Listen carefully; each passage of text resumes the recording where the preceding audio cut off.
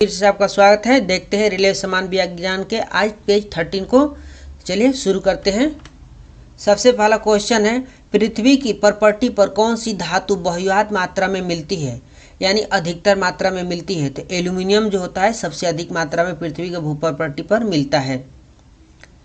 Asbestos का मनुष्य शरीर के किस भाग पर हानिकारक प्रभाव पड़ता है। एस्बेस्टस से मनुष्य के किस शरीर पर किस भाग पर सबसे हानिकारक प्रभाव पड़ता है, तो फेफड़ा पर पड़ता है।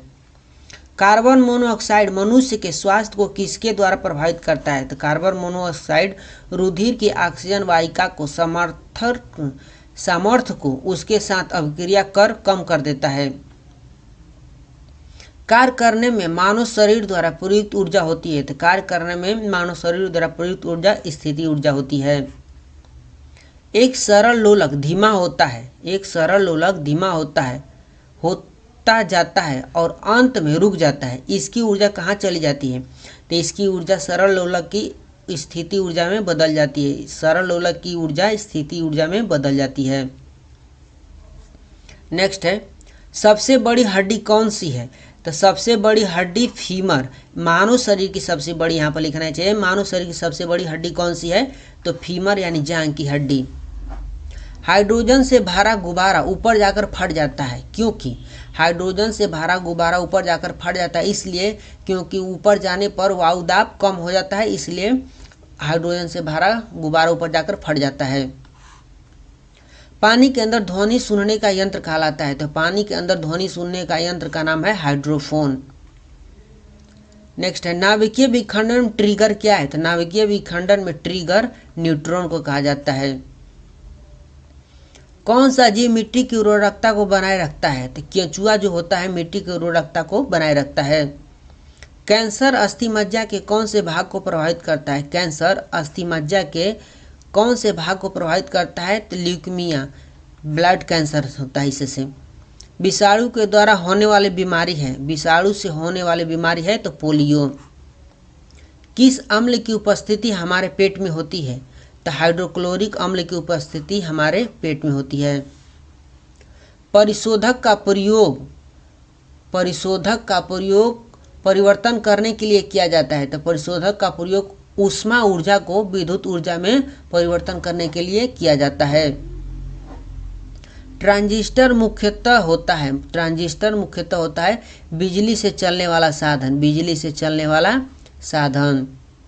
मानव शरीर में कार्बोहाइड्रेट पुनः संग्रह होता है, मानव शरीर में कार्बोहाइड्रेट पुनः संग्रह होता है ग्लाइकोजेन में। निरपेक्ष शून्य ताप पर आणविक गति रुक जाती है, निरपेक्ष शून्य ताप पर आणविक गति रुक जाती है। एक फोटो विद्युत सेल परिवर्तित करता है। तो प्रकाश ऊर्जा को विद्युत ऊर्जा में परिवर्तित करता है। रेडियोधर्मी तत्व कितने प्रकार की किरणें छोड़ते हैं। रेडियोधर्मी तत्व कितने प्रकार की किरणें छोड़ते हैं। तो 3 प्रकार के छोड़ते हैं। साबुन या डिटर्जेंट का घोल होता है अम्लीय। नेक्स्ट क्वेश्चन को देखते हैं, किस यंत्र के द्वारा रिकॉर्ड किए हुए श्रुतलेखन को पुनः प्रस्तुत किया जाता है। किस यंत्र के द्वारा रिकॉर्ड किए हुए श्रुतलेखन का पुनः प्रस्तुत किया जाता है। तो डिक्टाफोन के द्वारा। पेनिसिलिन की खोज किसके द्वारा किया गया था। पेनिसिलिन की खोज अलेक्जेंडर फ्लेमिंग के द्वारा किया गया था।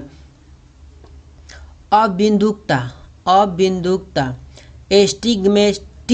एस्टिग्मेटिज्म मानव शरीर के किस भाग को प्रभावित करता है। आँख और आँख की दृष्टि को प्रभावित करता है अबिंदुकता। विश्व का सबसे बड़ा जहरीला सांप कौन सा है। विश्व का सबसे बड़ा जहरीला सांप कौन सा है। तो रसल्स वाइपर, जिसका नाम है रसल्स वाइपर, जो विश्व का सबसे बड़ा जहरीला सांप है।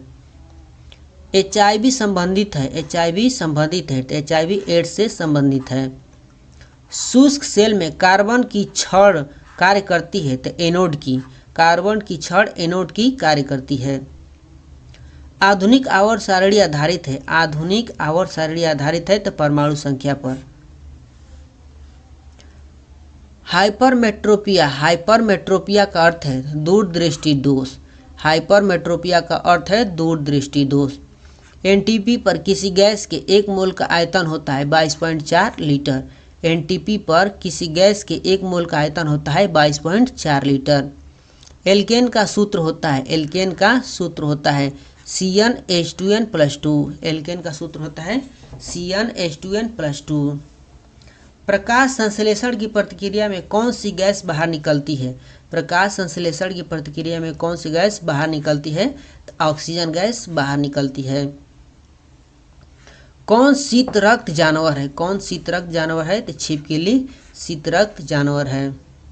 रूपांतरिक चट्टान नहीं है तो ग्रेनाइट रूपांतरिक चट्टान नहीं है। वायुमंडल की न्यूनतम परत कहलाती है तो क्षोभ मंडल। वायुमंडल की न्यूनतम परत क्षोभ मंडल कहलाती है। सोडियम को जल में डालने पर कौन सी गैस निकलती है? तो हाइड्रोजन निकलता है जब सोडियम को जल में डाला जाता है। परमाणु बम की खोज किसने किया था? तो परमाणु बम का खोज 1941 ईस्वी में ऑटो हॉर्न ने किया था। स्वयं कणों के वास्तविक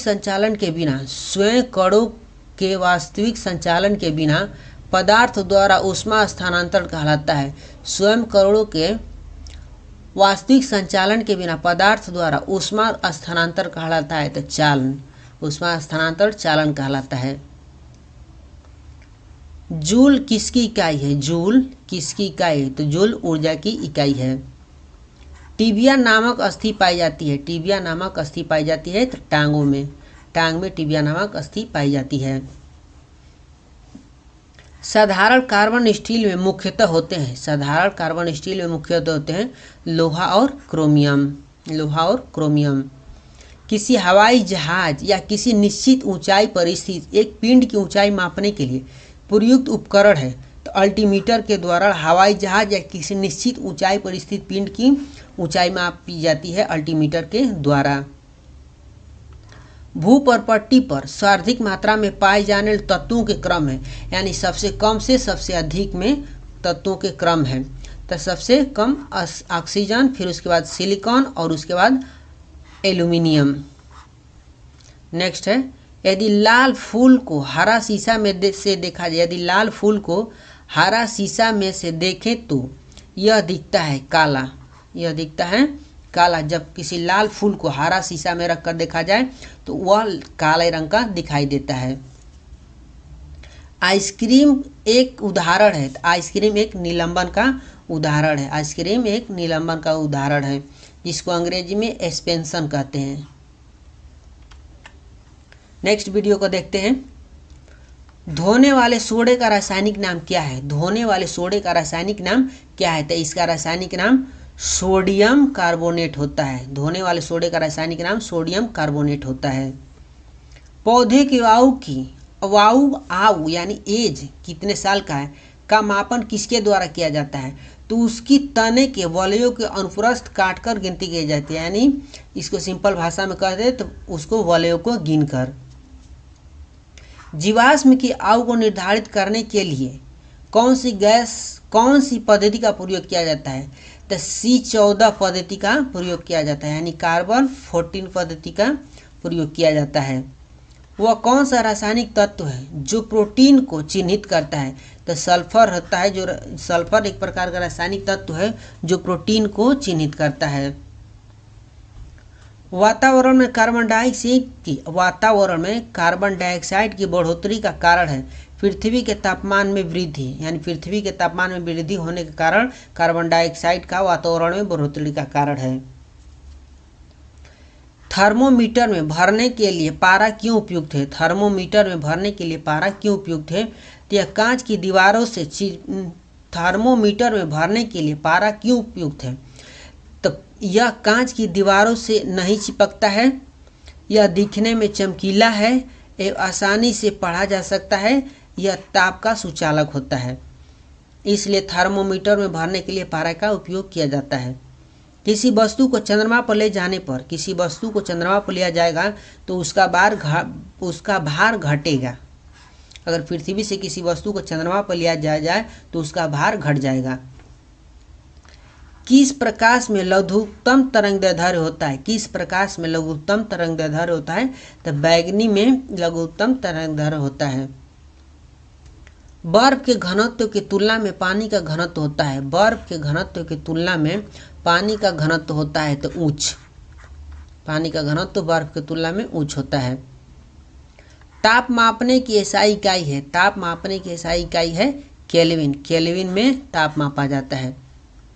तो हमारा वीडियो आपको कैसा लगे कमेंट बॉक्स में कमेंट करके अपनी राय जरूर बताएं। मिलते हैं नेक्स्ट पेज में, पेज नंबर 14 के साथ। तब तक के लिए बाय बाय, टेक केयर।